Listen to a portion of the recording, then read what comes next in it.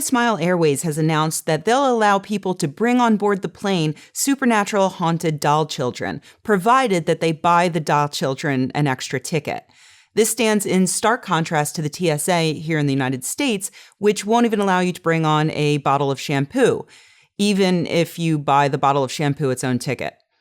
Even if the bottle of shampoo is haunted with the spirit of a dead child. To be fair, though, you can't make a bomb out of the captured spirit of a dead child, while a bottle of Pert Plus could be used to melt steel beams. The dolls are called Look-Thep, and they're part of a growing cult belief that says that the spirits of children can be captured after they die and magically placed into a doll, which can then be sold for hundreds of dollars and dressed up in fancy designer clothes and, yes, taken on airplanes. I can't deny that this belief system is super weird and fascinating and wonderful and creepy. It's wonderful in the way that human beings can come up with the most bizarre things to believe in. But I would be remiss if I didn't spend at least a few minutes pointing out why this actually isn't the weirdest thing that people have ever done. First of all, I can see this as possibly being a very comforting belief for people who have lost a child. Even though the doll you get doesn't necessarily contain the spirit of your personal dead child, it might be a sort of comfort to know that you've got this other child thing that isn't going to die anytime soon.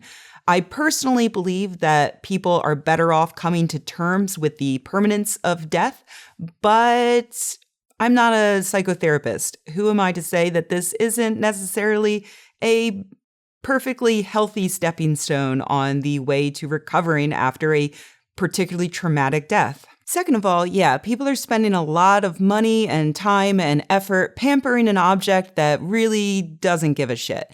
But I've been watching a lot of American reality TV lately, and I've noticed people buying couture diamond-studded sweatpants for their dogs.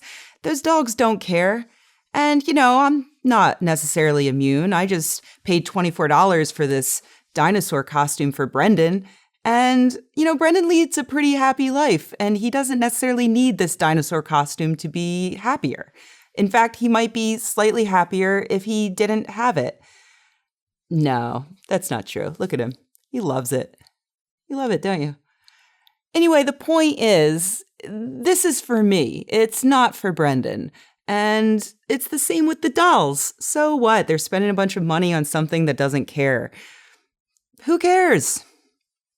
Third, the airline has made a logical decision here. People want to take their haunted babies on planes, but they don't want to shove them into the overhead bin or under the seat in front of them. And holding the babies in their lap would be a safety concern for the airline. So they politely ask these people to purchase an extra ticket.